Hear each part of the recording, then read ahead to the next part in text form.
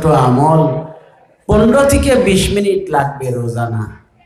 এই আমলটুকু কেউ যদি করে, আল্লাহ তার অন্তরে আল্লাহর মহব্বত দান করবে। সেই আমল হলো চারো তরিকার মাশায়েখ, চারো তরিকার গ্রামে পীর বুজুর্গানে দিন এই সবক বলছে। তসবিহাতে সিত্তা, 6 তসবির জিকির। সুবহানাল্লাহ। কয় তসবিহ?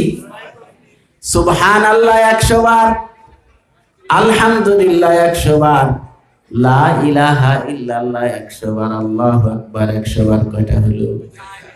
সুবহানাল্লাহ, আলহামদুলিল্লাহ, লা ইলাহা ইল্লাল্লাহ, আল্লাহু আকবার, 4টা হয়ে গেছে। 5 নম্বরে 100 বার তওবার দোয়া পড়িও। 5টা হয়ে গেল। 6 নাম্বার 100 বার দুরূদ শরীফের আমল করিও। এ ভাই, এই তসবিহাতে সিত্তা সকাল সন্ধ্যায় কেউ যদি আমল করি, আল্লাহর ফজলে মাওলায় তার অন্তরে তার ইশকের আগুন জ্বালাইবে। পারবনি আমরা?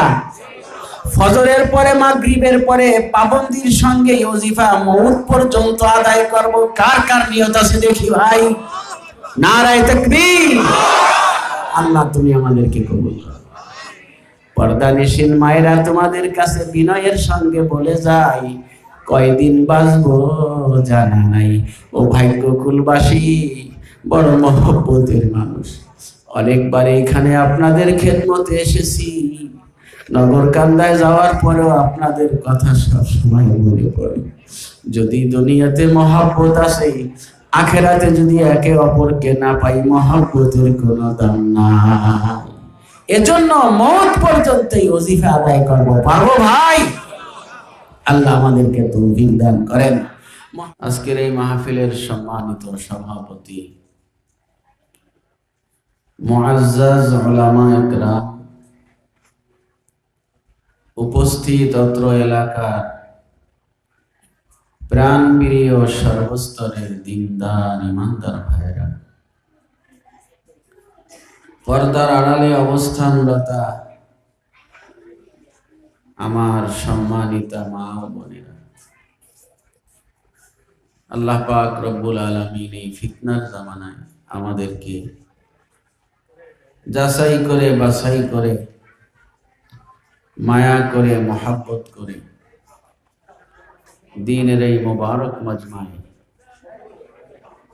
গুনাহ মাফের মজলিসে বেহেশতের বাগানে আসবার এবং বসবার তৌফিক দিয়েছেন। এজন্য অন্তর থেকে শুকরিয়া আদায় করি। মহব্বতের ভাইরা, আমাদের সমস্ত কাজ আল্লাহর জন্য হওয়া চাই।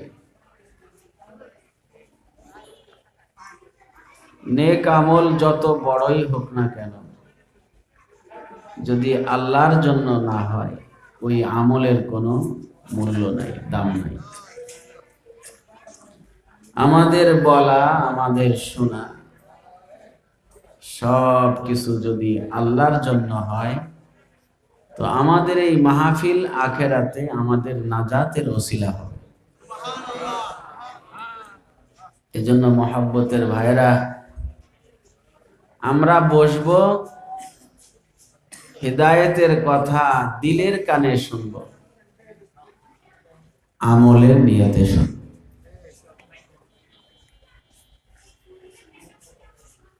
মজমার শেষ যখন মোনাজাত হবে, আমরা এখান থেকে রওনা করব, তখন আল্লাহ পাকের পক্ষ থেকে আমাদের জন্য পুরস্কারের ঘোষণা করা হবে।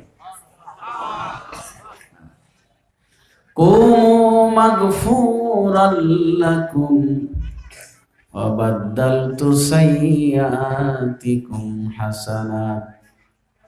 এ আমার বান্দা বান্দি, দ্বীনের মজমায় এসেছিলে, মজমা শেষ হয়ে গিয়েছে, বাসার দিকে রওনা করো, সুসংবাদ গ্রহণ করো, তোমাদের জীবনের সমস্ত গুনাহ মাফ করে দেওয়া হয়েছে। অবাদদালতু সাইয়্যাতিকুম হাসানাত, শুধু জীবনের গুনাহ মাফ করা হয়েছে তাই নয়, গুনাহের জায়গাকে নেকির দ্বারায় পরিবর্তন করে দেওয়া হয়েছে। ও ভাই, এই নিয়ামত কে পাইবে? যে আল্লাহর জন্য বলবে, আল্লাহর জন্য শুনবে, আল্লাহর জন্য বলবে। আল্লাহ পাক ওই মুখলিসিন বান্দাদেরকেই নিয়ামত দান করবে। মহব্বতের ভাইরা, আল্লাহ পাক আমাদেরকে ক্ষুদ্র হায়াত, ক্ষুদ্র জীবন দিয়েছেন। আমরা সামান্য সময় নিয়ে দুনিয়াতে আসছি।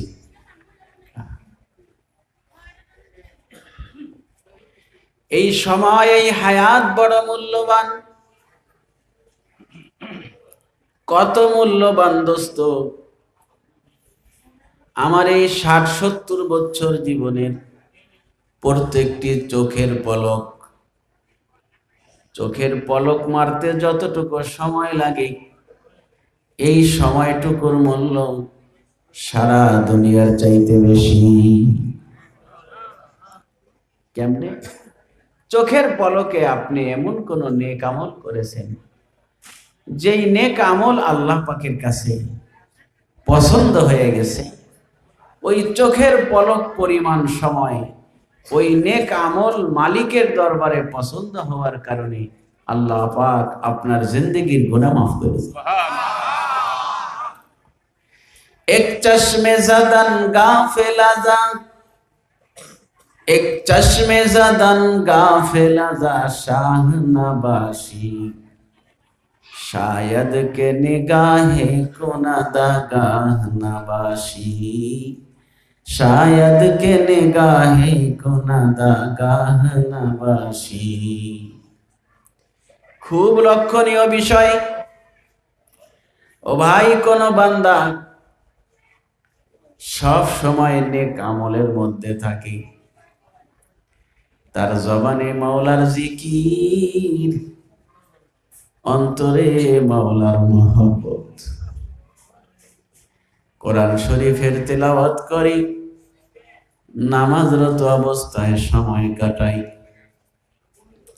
হাঁটতে চলতে ফিরতে সব সময় তার অন্তরের ভিতরে আখিরাতের ফিকির, মাওলার মহব্বতের ফিকির। দরদি মালিক যখনই তার দিকে কুদরতের নজর ফিরায়, দেখে আমার বান্দা আমাকে নিয়েই আছে। মহব্বতের ভাইরা, আমার দরদি মালিকের কুদরতের কলিজায় ওই বান্দার প্রতি মহব্বত হয়ে যায়। যখন আল্লাহ পাক ওই বান্দাকে মহব্বত করেন, দুনিয়ার সমস্ত মাখলুকের অন্তরে ওই বান্দার মহব্বত ঢেলে দেন। ইন্নাল্লাযীনা আমানু ওয়া আমিলুস সলিহাত সায়াজআলু লাহুমুর রাহমানু উদ্দা। ও ভাই, ইমানের দ্বারাই, আমলের দ্বারাই জীবন সাজাও, দুনিয়ার সমস্ত মাখলুকাত তোমাকে মহব্বত করবে। আল্লাহ পাক যখনই তোমার দিকে তাকায়, দেখেন আমার বান্দা আমার জিকির করতেছে। যখনই মাওলাই তোমার দিকে তাকান, দেখে আমার বান্দা নামাজের মধ্যে সেজদায় পড়ে আছে। যখনই তোমার দিকে তাকায়, দেখে আমার বান্দা আমার মহব্বতে কাঁদতেছে। যখনই তোমার দিকে তাকায়, আমার বান্দা আমার কালামের তিলাওয়াত করে। ও ভাই, যতবার তাকায় ততবারই তোমাকে নেক আমলে দেখেন। আমার মাওলায় তার কুদরতের অন্তরে তোমাকে জায়গা করে দেবে। আর যদি উল্টাটা হয়, ও ভাই আমার সময় যাইতেছে গুনার মধ্যে, টিভি দেখতেছি, সিনেমা দেখতেছি, মোবাইলের ভিতরে ফাহেসা ছবি দেখতেছি। ভাই, এই চোখ মাওলার দেওয়া, মাওলার দেওয়া চক্ষু দিয়া না জায়েজ বস্তু দেখো, ফাহেসা বস্তু দেখো, আল্লাহ পাক রব্বুল আলামিন যখন তোমার দিকে তাকায়, দেখে আমার বান্দা বান্দি আমার নাফরমানিতে লিপ্ত, মাওলাই তোমার উপরে নারাজ হয়ে গেলে, ও ভাই তোমার দুনিয়া ও আখিরাত বরবাদ হয়ে গেল। চোখের পলক পরিমাণ সময় কত মূল্যবান, ওই সময়টুকু তোমার ইবাদতের মধ্যে কেটেছে দোস্ত, মাওলার রহমতের নজর পড়ে গিয়েছে, আল্লাহ তোমাকে মহব্বতের বানায়া নিলেন, জিন্দেগির গুনাহ মাফ করে দিলেন। দেখেন দুনিয়াতে এই 3.5 হাতের শরীর একটি পাত্র, একটি বর্তন। এই শরীরের ভিতরে গোশতের একটি টুকরা আছে, কলব আছে, কলবটি একটি পাত্র, একটি বর্তন। মহব্বতের ভাইয়েরা, কোনো পাত্র কোনো বর্তন দামি হয় তার ভিতরের বস্তুর কারণে। যেই পাত্রের মধ্যে দামি জিনিস আছে ওই পাত্র দামি হয়। যদি গান্দা জিনিস, নাপাক জিনিস থাকে কোনো পাত্রের মধ্যে, ওই পাত্রটা বেদামি হয়। তোমার এই 3.5 হাতের শরীর কেমনে দামি বানাইবা? তোমার এই ক্ষুদ্র জীবন 50, 60, 70 বছরের হায়াতকে কেমনে মূল্যবান বানাইবা? ও ভাই, এই হায়াতে, জীবনে, এই শরীরকে দামি বানাবার একমাত্র উপায় হইল ঈমান আর আমল। আমল সে বনতি হ্যায় জিন্দগি, আমল সে বনতি হ্যায় জিন্দগি, जन्नत भी जहन्नम भी, ये खाकी अपनी फितरत में ना नारी है ना नूरी। ও ভাই, আমলেই মানুষ আল্লাহওয়ালা হয়, আমলেই মানুষ দামি হয়, আমলেই মাওলার পেয়ারা হয়ে যায়। আমল ছাড়া এই জীবনকে দামি বানাবার কোনো পথ। মনে মনে চিন্তা করতে পারেন, আমি যদি বাংলাদেশের রাজা হয়ে যাই, আমি যদি এই দেশের প্রধানমন্ত্রী হয়ে যাই, আমি যদি এই থানার এমপি হয়ে যাই, আমি যদি মন্ত্রী হয়ে যাই, আমি দামি হব। মেরে দোস্ত, রাজত্ব আর বাদশাহীর কারণে মানুষ দামি হয় না। রাজত্ব আর বাদশাহীর কারণে মানুষ দামি হয় না। রাজত্ব আর বাদশাহীর কারণে যদি মানুষ দামি হইতো, ফিরাউন ও নমরুদ হইতো দামি। নমরুদ তো সারা দুনিয়ার বাদশা ছিল, ফিরাউন তো বড় ক্ষমতাধর রাজা ছিল, কিন্তু তাদের রাজত্ব আর বাদশাহী তাদের দামকে বাড়াইতে পারে নাই, বরং দুনিয়ার মধ্যে তারা ঘৃণিত হয়েছে, আখিরাতেও তারা ঘৃণিত থাকবে। বোঝা গেল রাজত্ব বাদশাহীর কারণে কোনো দাম নাই। মনে মনে প্রশ্ন আছে, হুজুর আপনি কি বলেন? আজকে আমি যদি বাংলাদেশের রাজা হয়ে যাই, সারা দেশের সমস্ত প্রশাসন আমার কথায় উঠা বসা করে। আমার কত দাম, এক জায়গা থেকে আর এক জায়গায় হেলিকপ্টারে যাইব, কত মানুষ আমার গায়ে ফুল ছিটাইবে, কত মানুষ আমার গলায় ফুলের মালা পরাইবে। দাম নাই বলছে কি? ও ভাই, ভালো করে খেয়াল করে দেখেন, ঈমান আমল ছাড়া রাজত্ব আর বাদশাহীর যেই দাম দেখতেছেন, এটা দাম নয়, এটা একেবারেই ধোঁকা। একেবারেই ধোঁকা। কেমনে হইল? ও ভাই, আজকে তো ফুলের মালা, 5 বছর আমার রাজত্ব আছে, 10 বছর আমার রাজত্ব আছে, 20 বছর আমার রাজত্ব আছে, তারপরে কি হবে? রাজত্ব আজ না হয় কাল হাত ছাড়া হবে নি ভাই। এই কথাটা আর বাংলাদেশের মানুষকে বুঝাইয়া বলার দরকার আছে নি? বুঝে শুনে কইেন। কেউ কেউ, আমরা তো মনে মনে চিন্তা করছিলাম, সবাই কইছিল বাঁচা থাকতে আর তার ক্ষমতা কেউ নিতে হবে, কই নেই? সবাই কইছে। বাঁচা থাকতে আর ক্ষমতা কেন?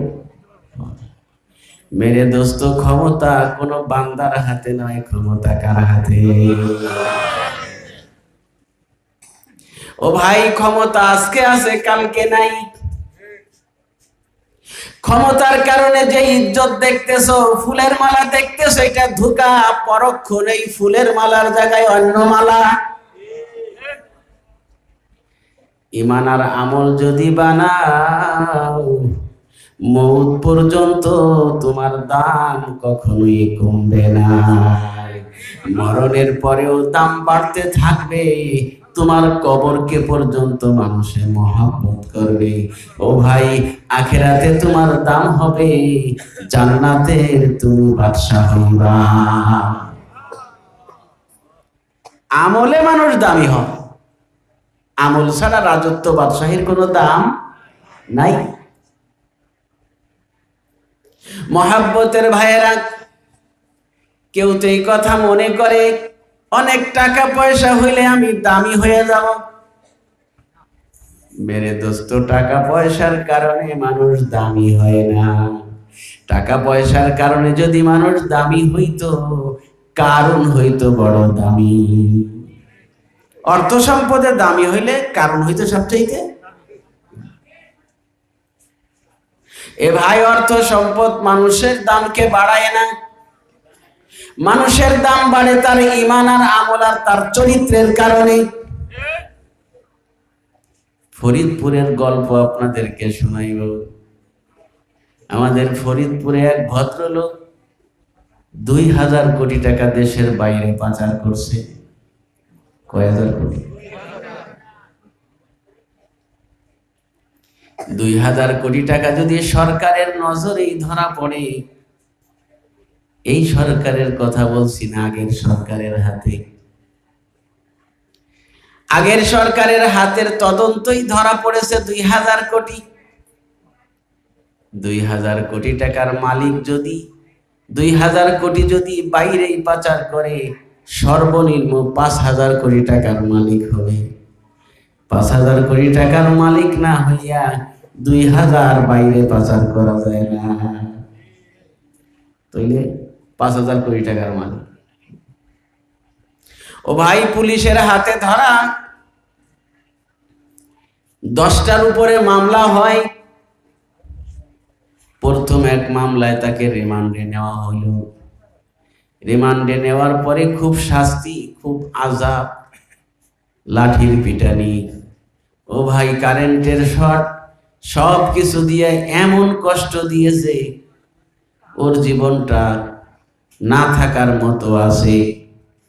10 মামলার কেবল এক মামলায় তার রিমান্ড হইল, আরো মামলা কয়টা বাকি। ভয়ে কাঁপতেছে, আদালতে নেওয়া হয়, পুলিশ আর এক মামলায় তার রিমান্ড চাইবে। ভয়ে কাতর হয়ে গেছে, এক মামলার রিমান্ডেই জীবন শেষ। এখন যদি আদালত আর একবার রিমান্ড মঞ্জুর করে, আমি জীবনেই কিন্তু বাঁচব না। মনে হাজার হাজার কোটি টাকার মালিক মনের দুঃখে আফসোসের কারণে চিন্তা করে, রিমান্ড খাটার চাইতে জীবনে মরে যাওয়াও ভালো। ও ভাই, আদালতের ভিতরেই নিজের গায়ে নিজে আগুন ধরায়া দিল। নিজের গায়ে ম্যাচ লাইট আছে না, ম্যাচ লাইট দিয়ে নিজের কাপড়ে আগুন ধরে গেছে।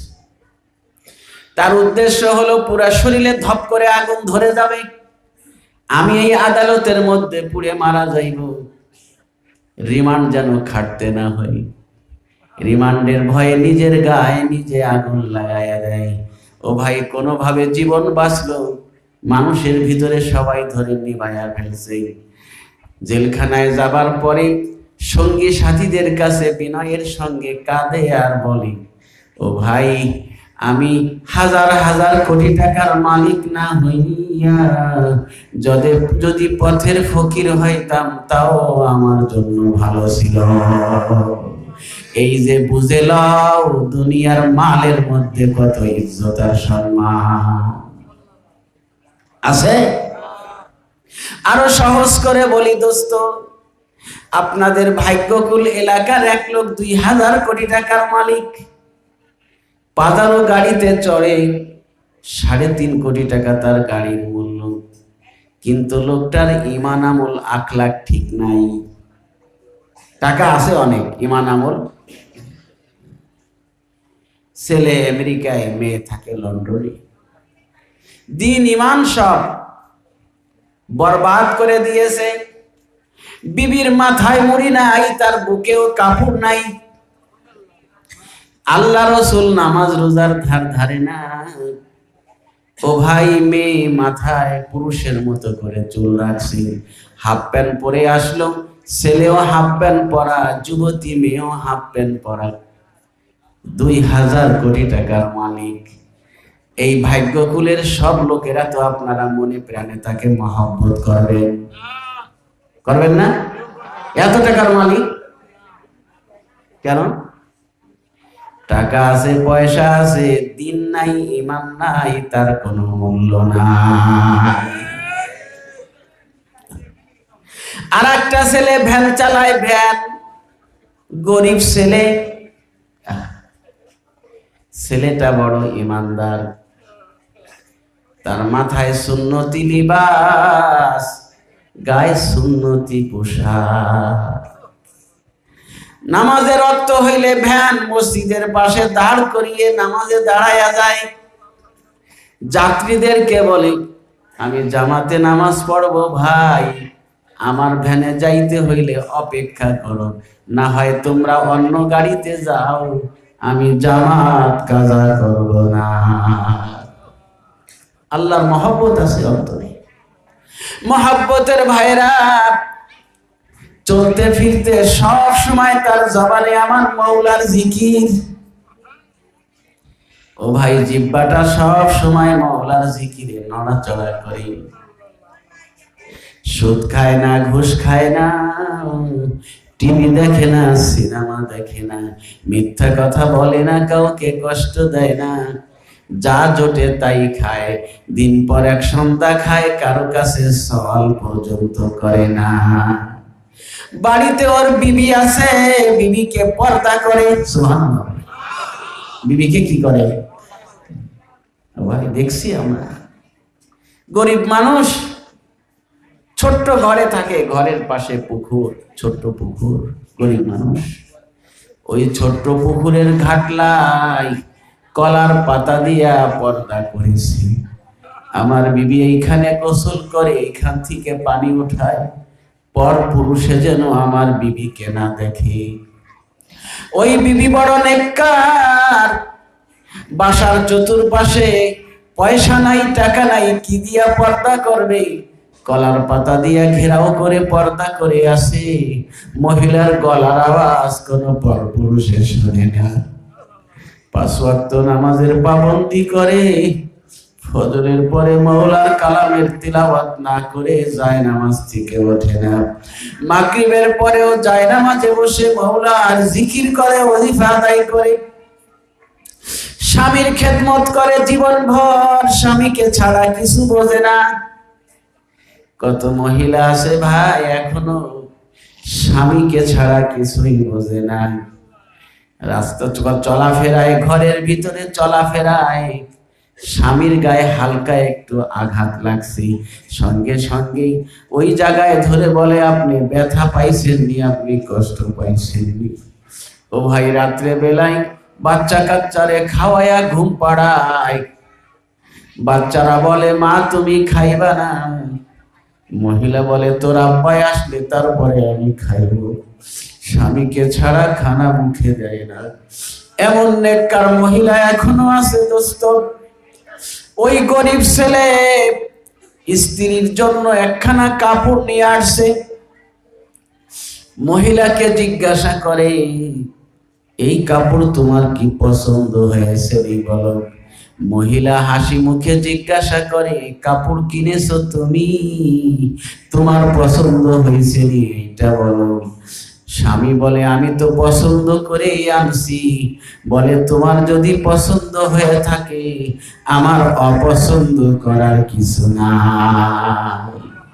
তুমি এনেছো কাপড়, পরবো আমি, দেখবে তুমি, তোমার যদি পছন্দ হয় এটাই তো সবচাইতে বড় কথা।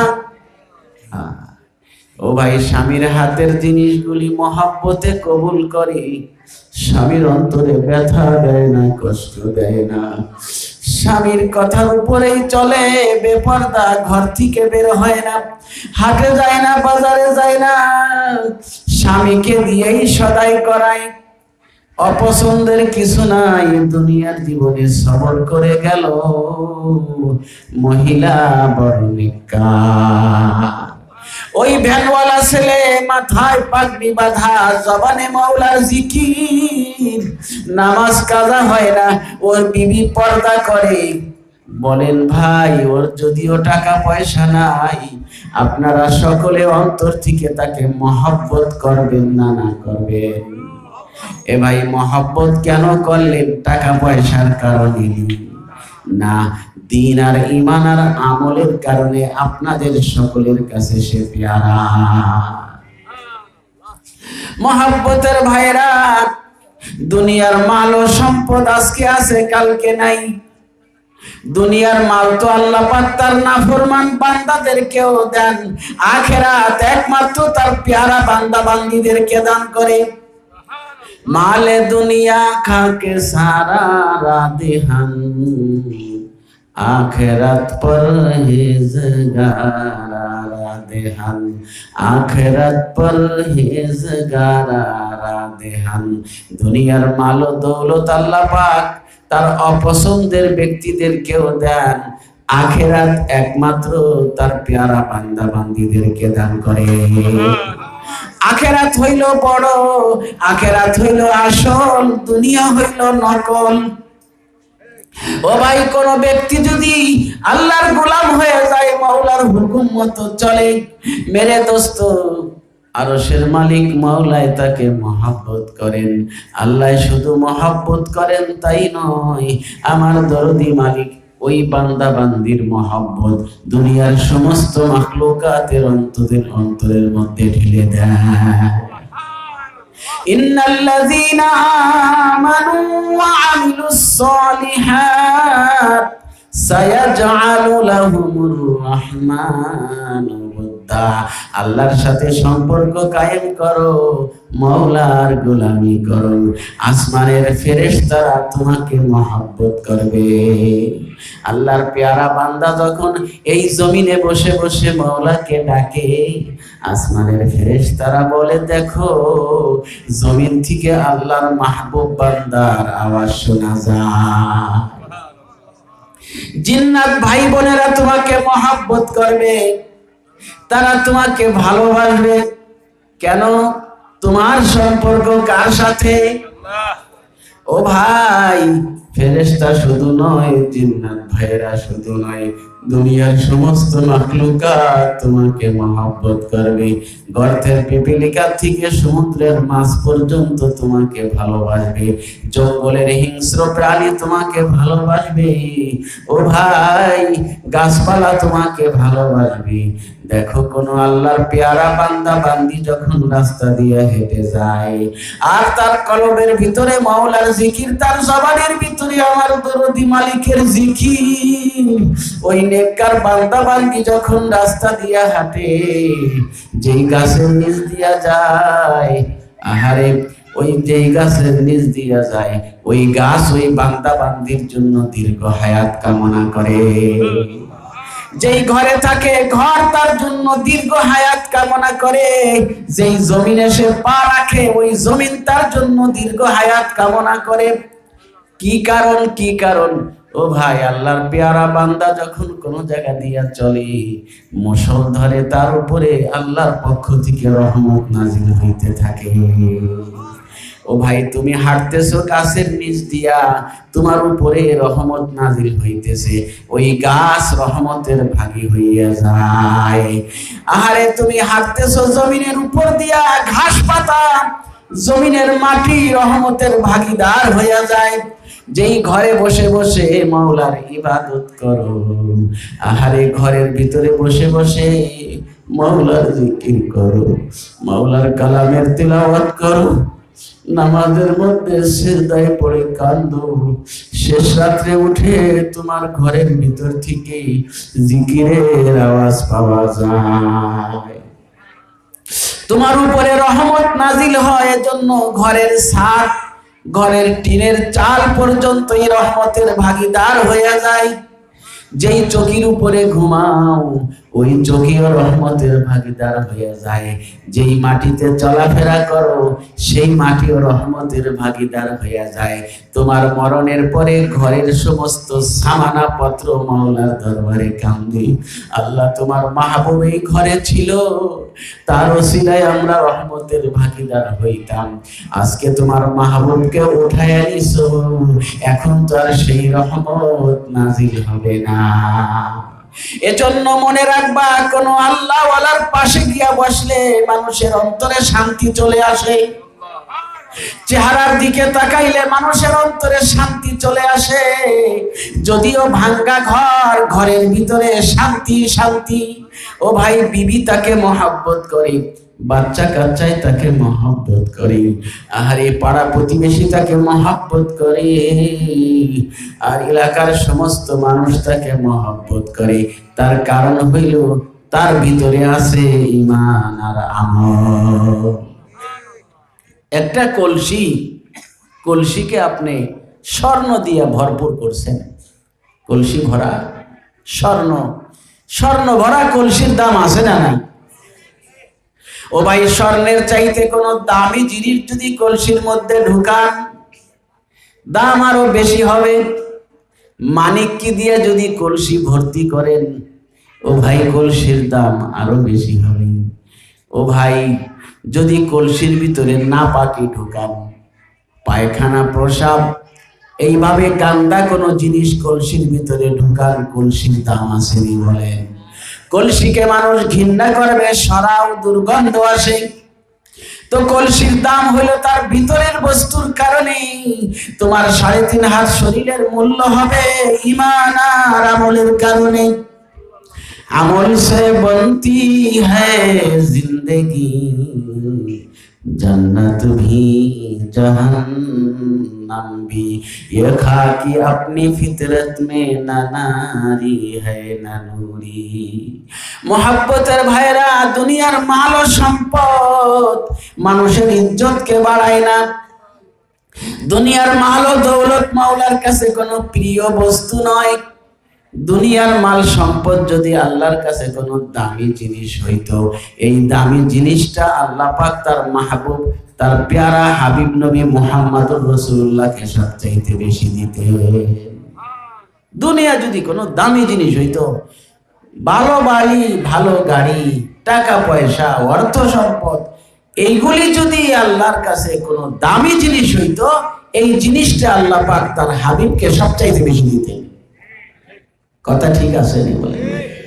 ও ভাই, আমরা তো বুঝি না, দুনিয়ার মাল দেখলে মনে করি এটা বড় কিছু হয়ে গেছে। মেরে দোস্ত, দুনিয়ার মালের কারণে মানুষ বড় হয় না। নগরকান্দায় বাসার থেকে ভ্যানে করে মাদ্রাসায় যাইতেছি, তো থানা শহরের আশেপাশে মেন রাস্তা। তো বর্তমান সময় মেন রাস্তার পাশে যদি বড় জমিন থাকে, মানুষ কত খুশি হয়, অমুকের ভাগ্য ভালো, মেন রাস্তার পাশে তার জমি। ভ্যানে আমার সঙ্গে আমার এক কাছের মানুষ বসা, আমারে কয়, হুজুর, অমুকে সম্পদ করছে। তার মানে মেন রাস্তার পাশে 100 শতক এক দাগে, 100 শতাংশ। 1 শতাংশের দাম হলো 10 লাখ টাকা। 1 শতাংশের দাম যদি 10 লাখ হয়, 100 শতকের দাম কত হয়? 10 কোটি টাকা। ওরে আল্লাহ, 1 কোটি টাকাই তো একসাথে জীবনে দেখিনি। 10 কোটি। ব্যানের ওই সাথে আমাকে কয়, হুজুর, অমুকে সম্পদ করছে বিশাল, 10 কোটি টাকা এক দাগে সম্পদ করছে না। আমি তাহলে জিজ্ঞাসা করলাম, ভাই, সম্পদ কাকে বলে? সম্পদ তো ওইটাকে বলবে যেটা তোমার সঙ্গে কবরে যাবে। বুঝতে কষ্ট হইল কথাটা? সম্পদ তো ওইটাকে বলবে যেটা তোমার সঙ্গে কবরে যাবে। যেটা তুমি ফেলে যাওয়া, এটা সম্পদ কেমনে হইল? কি বোকা আমরা! মহাব্বতের ভাইয়েরা, 100 শতক জায়গার কি মূল্য আছে? এটা তো আমার সঙ্গে কবরে যাইবে না। একবার সুবহানাল্লাহ বলেছি, এটাকে ও ছিনাইয়া নিতে পারবে না। এ আমার পর্দানিশীন মায়েরা, মহব্বতের সাথে বলে যাই, মনে রাখিও, সমস্ত মেয়ে ছেলেরা স্বর্ণের অলংকারকে খুব পছন্দ করে। আহারে, নাকের ফুল, কানের দুল, হাতের চুড়ি, গলার হার খুব পছন্দ। এই স্বর্ণ অলংকার তোমাকে দামি বানাইবে না। খুব মনে রাখবা, তুমি যখন মারা যাইবে মৃত্যু সজ্জায়, এমতো অবস্থায় তোমার আপনজনেরা ওই স্বর্ণ অলংকারের প্রতি লোভ করবে। বেটার বউ যারা চিন্তা করবে, শাশুড়ির স্বর্ণ অলংকার আমি লইব। পেটের মেয়েরা বলবে, আমার স্বর্ণ অলংকার যেন আমি ভাগে পাই। এইভাবে করে তোমার স্বর্ণ অলংকার নিয়ে সবাই আগ্রহী, নিতে চায়, নিবেও, ঠিক আছে। এ আমার মা, তুমি 2 রাকাত নফল পড়েছিলে, মাওলার কালামের তিলাওয়াত করেছিলে, বলো তো মরণের সময় ওই আমল কেউ নিতে পারবে নি? সুতরাং যেটা তুমি কবরে নিবা, ওটাই হইল সম্পদ। যেটা রেখে যেতে হবে, এটাকে সম্পদ বলা যায় না। মালে দুনিয়া খাকে সারা রাধেহান, আখেরাত পরহেজগারা রাধেহান। মহব্বতের ভাইরা, আল্লাহ পাক যাদের দিলটাকে তার মারিফাতের জন্য খুলে দিয়েছেন, তারা দুনিয়া নিয়ে ব্যস্ত হয় না, তারা ঈমান আর আমল নিয়ে বড় ব্যস্ত। কত ঈমানদার মহিলা আছে বর্তমান জমানায়। মহিলায় কয় যে আমার ছেলেরে মাদ্রাসায় পড়াবো, আমার মেয়েকে মাদ্রাসায় পড়াবো। অত সেই ছেলে যদি বিদেশে যায়, 1 মাসে লাখ টাকা কামাই করতে পারবে। কিন্তু মহিলা বলে, না না, আমার লাখ টাকার প্রয়োজন নাই, এক বেলায় খাইবো আর এক বেলায় অনাহারে থাকবো। আমার ছেলে দিয়ে আমি দুনিয়া চাই না, আমার ছেলেকে আমি কোরআনের হাফেজ বানাইব। সন্তান কোরআনের হাফেজ হওয়ার কারণে আল্লাহর হাবিব ওয়াদা দিয়েছেন, কিয়ামতের দিন ওই জনম দুঃখিনী পিতা মাতার মাথায় নূরের তাজ পরানো হবে। হাফেজ সাহেব মাদ্রাসায় পড়ায়, আমার কাছে কয়, হুজুর দোয়া করেন, একটু বিদেশে যাইতে চাই। আমি কই, আপনি কি করতেন? কয়, হুজুর হেফজখানায় পড়াইছি। তো বিদেশে যাবেন কেন? কয়, হুজুর টাকা পয়সায় পোষায় না। আমি বললাম, বাবারে মনে রাখবেন, আপনার জন্য আমার দিল থেকে দোয়া আসবে না। আপনি মাসে 1 লক্ষ টাকা কামাই করেন, এটা আমার কাছে বড় নয়। আপনি বাচ্চাদেরকে আলিফ বা পড়াইছেন, এটাই আমার কাছে বড়। দুনিয়ার লক্ষ টাকা কামাই করে কি করবেন? এগুলি পড়ে থাকবে। আলিফ আর বা পড়াইতেছেন, এটা তো আপনার সঙ্গে কবরে যাবে। এই জন্য কত মেয়েরা, কত পুরুষ ছেলেরা আছে বলে, হুজুর দুনিয়ায় কিছু চাই না, দোয়া কইরেন আল্লাহ যেন আমার ছেলেটাকে কোরআনের হাফেজ বানায়, আলেম বানায়, আমার মেয়েকে যেন আলেমা বানায়। দুনিয়ার অন্য কিছু আমি চাই না। এ ভাই, এটা হলো আখেরাতওয়ালা মহিলা, আখেরাতওয়ালা পুরুষ, আখেরাতওয়ালা বনো। দুনিয়ার পিছনে দৌড়াইয়া কোনো লাভ হবে না। দয়ার নবীজি রহমাতুল লিল আলামিন এই দুনিয়াতে মাওলায় যত মাখলুকাত তৈরি করেছেন, সমস্ত মাখলুকাতের মধ্যে আমাদের প্রিয় নবীজি নবী মুহাম্মদুর রাসূলুল্লাহ আমার দরদি মালিকের কাছে সবচাইতে পেয়ারা। নূহ আলাইহিস সালামকে আল্লাহ পাক মহব্বত করেন, আদম আলাইহিস সালামকে আল্লাহ পাক মহব্বত করেন, ইব্রাহিম খলিলুল্লাহকে মাওলায় মহব্বত করেন, ঈসা রূহুল্লাহকে মাওলায় মহব্বত করেন, মুসা কালিমুল্লাহকে মাওলায় মহব্বত করেন। কিন্তু সকলের চাইতে আমাদের প্রিয় নবীজিকে মাওলায় সবচাইতে বেশি মহব্বত করে। এত মহব্বতের মানুষটাকে আল্লাহ দুনিয়া দিল না। সারা জীবন 63 বছরের জীবন আমার দয়ার নবীজির সারাটা জীবন কষ্টেই কাটলো। খাওয়ায় কষ্ট, পড়ায় কষ্ট, ঘরে কষ্ট, জীবন ভর কষ্ট। আমার মাওলাই বলেছিলেন, আমার হাবিব মক্কার পাহাড় আপনার জন্য স্বর্ণ বানায়া দেই। দয়ার নবীজি বলেন, রব্বুল আলামিন পাহাড় স্বর্ণ হওয়া চাই না, দুনিয়াতে এক বেলায় খাইব তোমার শুকরিয়া আদায় করব, আর এক বেলায় অনাহারে থাকবো ক্ষুধার যাতনা সবর করব। আহারে এ দরদি মালিক, তুমি এই কষ্টের বিনিময় আমার এতিম উম্মতকে মাফ করে দাও। মহব্বতের ভাইরা, নবীজির ঘরে অভাব কেমন ছিল? আম্মা জান আয়েশা সিদ্দিকা বলেন, দীর্ঘ 1 মাস কেটে গিয়েছে, আমাদের ঘরে কোনো হাঁড়ি চলে নাই, রান্না করার মতো কিছুই মেলে নাই। আবার দীর্ঘ 1 মাস কেটে গিয়েছে, কিছুই রান্না করতে পারি নাই।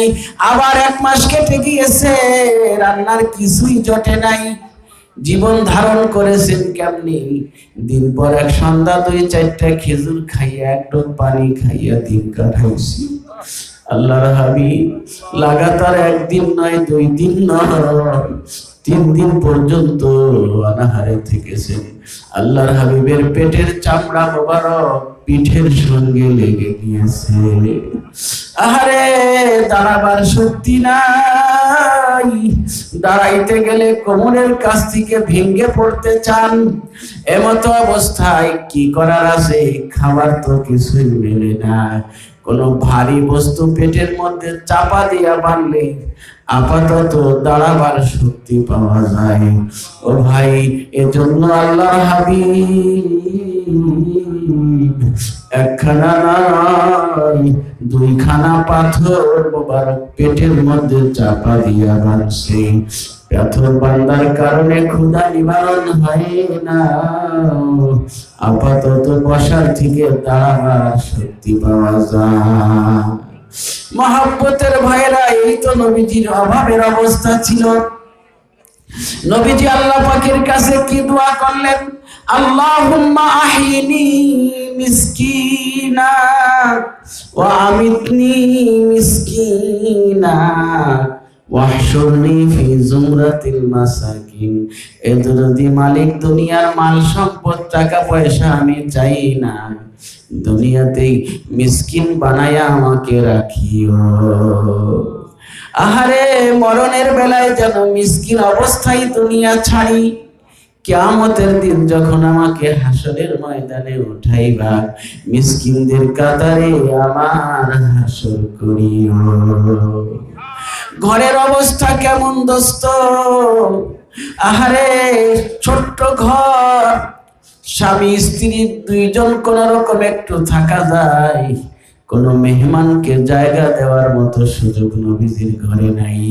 ইবনে আব্বাস রাদিয়াল্লাহু তাআলা আনহু ছোট্ট ছেলে নবীজির ঘরে মেহমান হয়েছিলেন।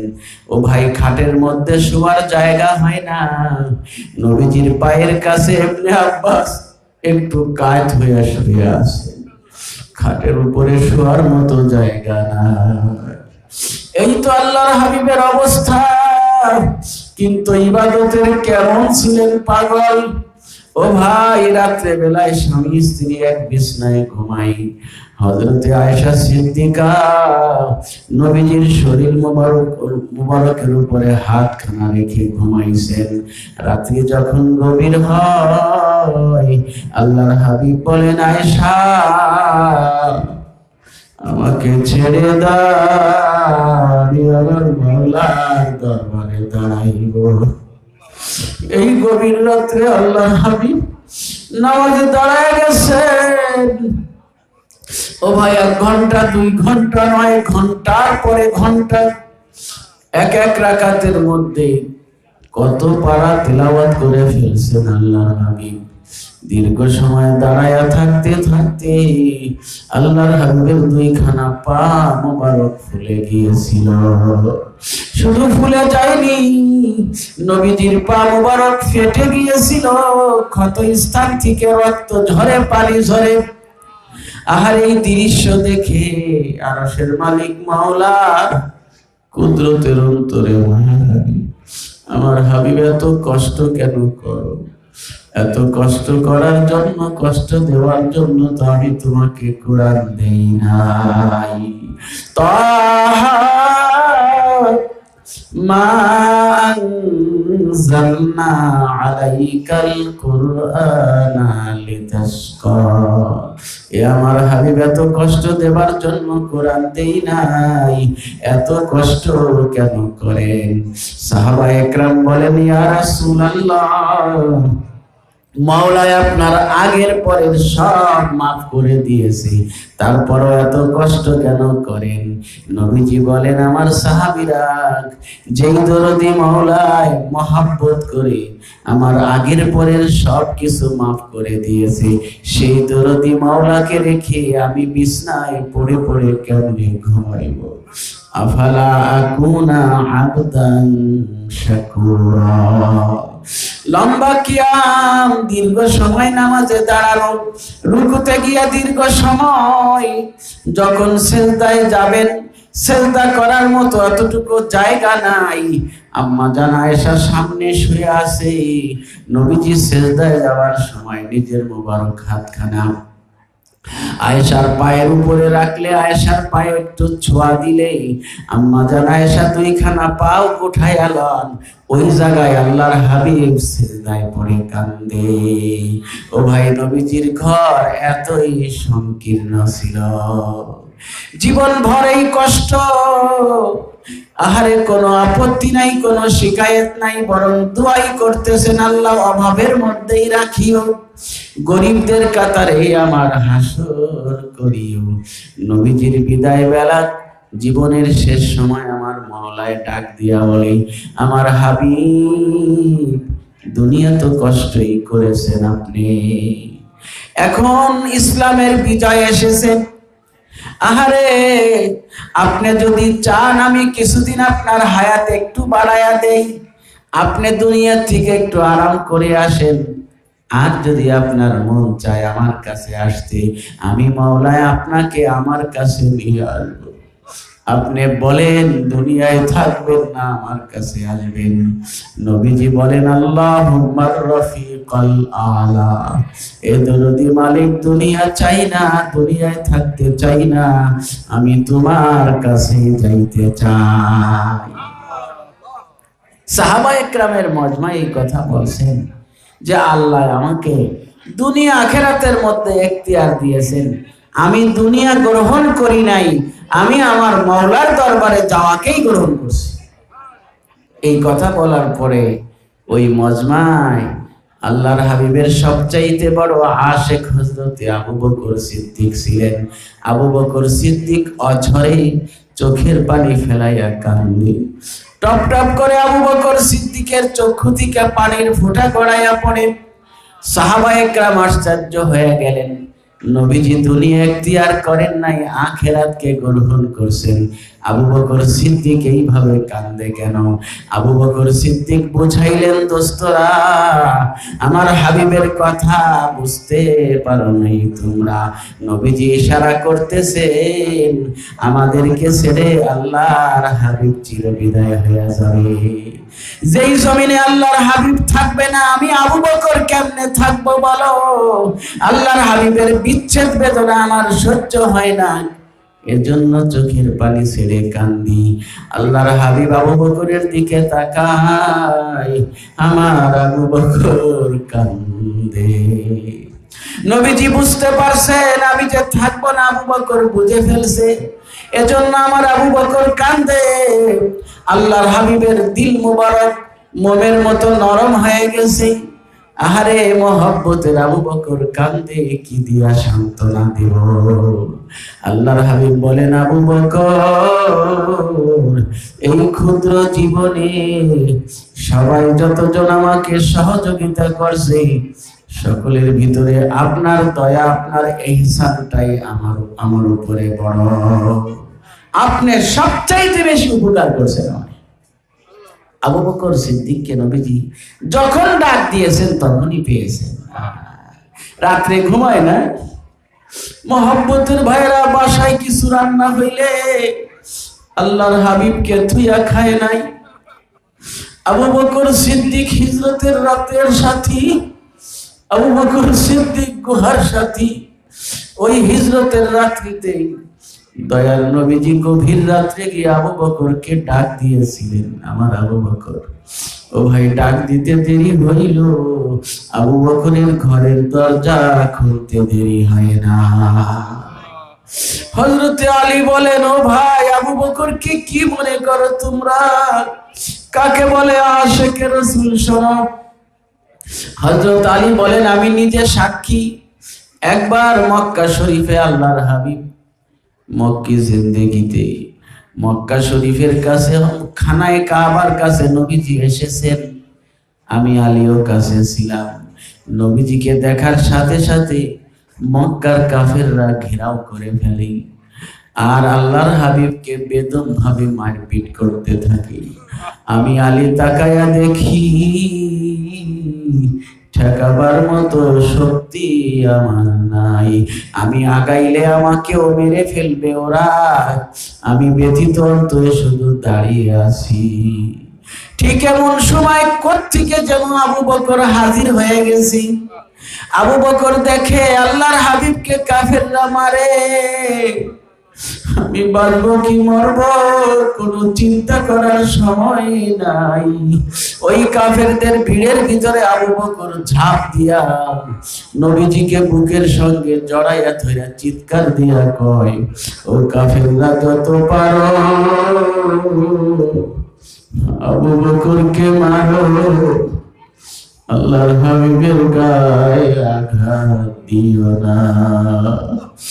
এই তো আবু বকর সিদ্দিক নবীজি জিহাদের জন্য সাহায্য চেয়েছিলেন। কাফের সাহাবায়ে কেরাম যার যার মতো করে সাহায্য হাজির করেছিল। আবু বকর কি করেছিল? তখন বাসায় গিয়া ঘরের মেঝেতে একখানা কাপড় বিছাইয়া ঘরের ভিতরে টুটা ফাটা যাই কিছু ছিল, থালি বাটি যাই কিছু ছিল, সব গুছাইয়া গাঠুরি বেঁধে আল্লাহর হাবিবের খেদমতে পেশ করে দিয়েছে। নবীজি গাঠুরির দিকে তাকান আর দেখেন ঘরে তো মনে হয় কিছুই রাখে নাই। আবু বকরের পরিবার কেমনে চলবে? বাচ্চারা কিসে করে খানা খাইবে? আমার আবু বকর সব গুছাইয়া আমার কাছে নিয়ে আসছে। নবীজি আশ্চর্য হইয়া ডাক দিয়া কয়, এ আমার আবু বকর, কি করছেন আপনি? ঘরের ভিতরে কি রাখছেন? মনে হয় কিছুই তো নাই, সব কিছুই তো নিয়ে এসেছে। পরিবার কেমনে চলবে? ঘর কেমনে চলবে?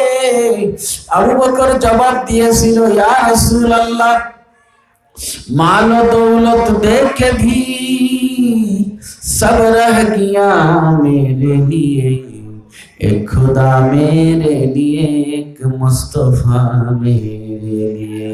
या रसूल अल्लाह, घरे की রাখবো? আমার ঘরের ভিতরে আরশের মালিক মাওলাকে রেখে আসছি আর তার হাবিব নবী মুহাম্মদুর রাসূলুল্লাহকে রেখে আসছি। মহব্বতের ভাইরা, এই তো আবু বকর দুনিয়া চাই নাই, দুনিয়া চাই নাই, সব সময় আখিরাত চেয়েছে। যারা আবু বকরের অনুসারী হইবা তারাও দুনিয়া চাইবা না। দুনিয়া ধোঁকা ফাঁকির ঘর, আখিরাত হইল আসল।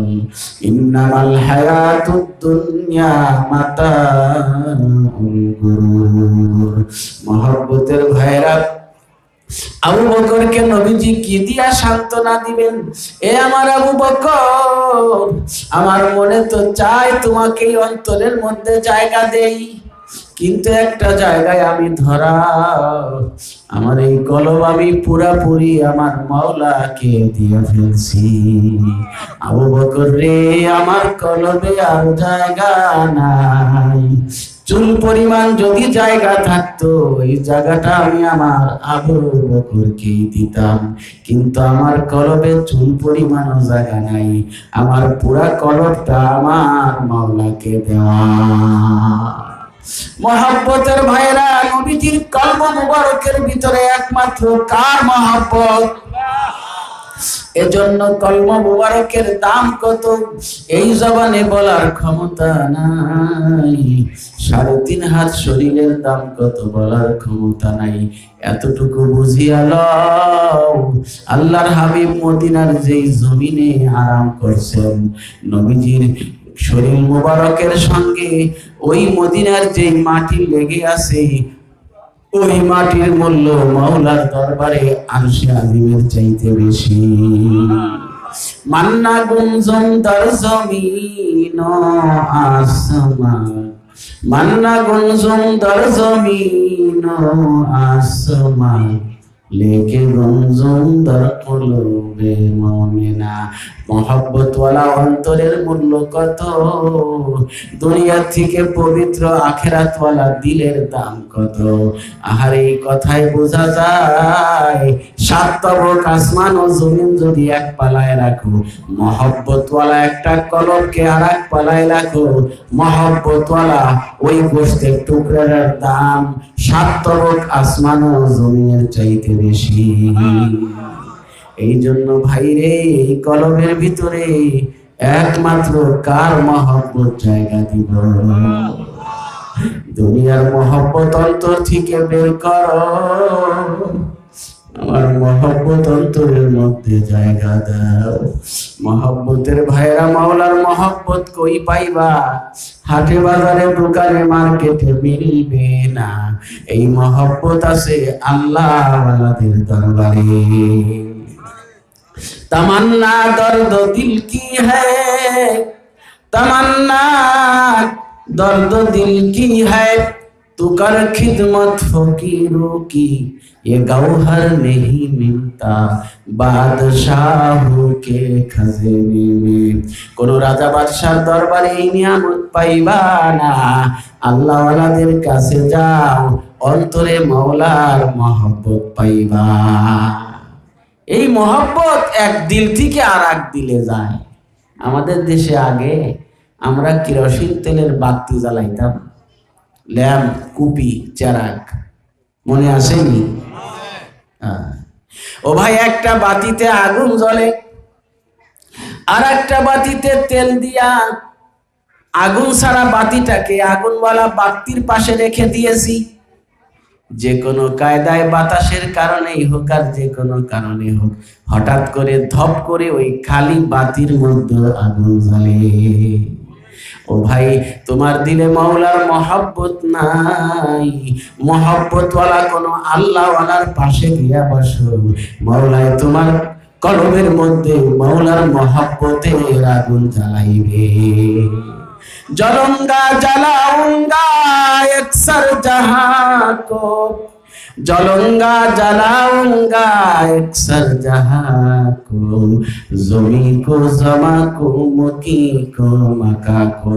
আল্লাহ ওয়ালারা একাই জ্বলে না, সঙ্গীদেরকেও মাওলার ইশকে জ্বালাইয়া দেয়। মহব্বতের ভাইরা, মহব্বতওয়ালার পাশে গেলে মহব্বত পাইবা, কান্দুয়ার পাশে গেলে কান্না পাইবা। মনে রাখো, চোখের পানি ছাড়া জাহান্নামের আগুন কিন্তু নিভবে না। এই কান্না কোথায় পাইবা? কান্নাওয়ালাদের কাছে যাইও। মহব্বতের ভাইরা, ঈমান আর আমলের দ্বারাই জীবন দামি হবে।